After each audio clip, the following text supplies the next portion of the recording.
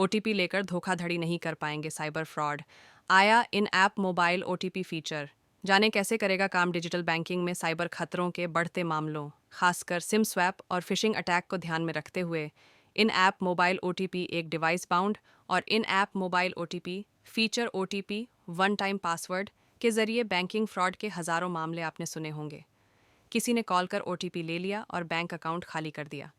Bank और RBI लगातार लोगों को ओटीपी किसी से भी साझा नहीं करने की सलाह देते रहते हैं। अब इस खतरे को भांपते हुए एक्सिस बैंक ने बड़ा कदम उठाया है। बैंक ने इन ऐप मोबाइल ओटीपी पेश किया है। इसके आने के बाद ओटीपी से धोखाधड़ी का चांस ही खत्म हो जाएगा। आइए जानते हैं कि कैसे यह काम करेगा। एसएमएस के जरिए ओटीपी भेजने की ज़रूरत नहीं होगी। एक्सिस बैंक द्वारा शुरू की गई इन ऐप मोबाइल ओटीपी फीचर में एसएमएस के जरिए ओटीपी भेजने की ज़रूरत नहीं होगी। यह फीचर एसएमएस के जरिए ओटीपी भेजने की बजाय ऐप के भीतर ही time based one time password OTP generate करेगी, जिससे टेलीकॉम नेटवर्क पर निर्भरता समाप्त हो जाएगी। यानी अगर कोई फ्रॉड किसी तरह से ओटीपी ले भी लेगा तो वह धोखाधड़ी नहीं कर पाएगा। साथ ही यह फीचर फास्टर ऑथेंटिकेशन और धोखाधड़ी के जोखिम को काफ़ी हद तक कम होगा।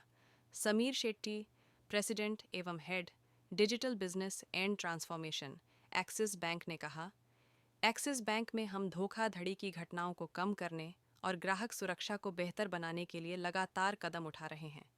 सिम स्वैप और फिशिंग अटैक के मामले बढ़े।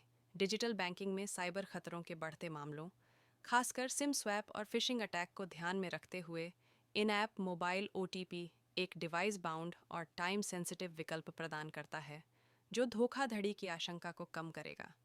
ग्राहक इसका उपयोग इंटरनेट बैंकिंग में लॉग इन करने और लेन देन के प्रमाणीकरण के लिए भी कर सकते हैं।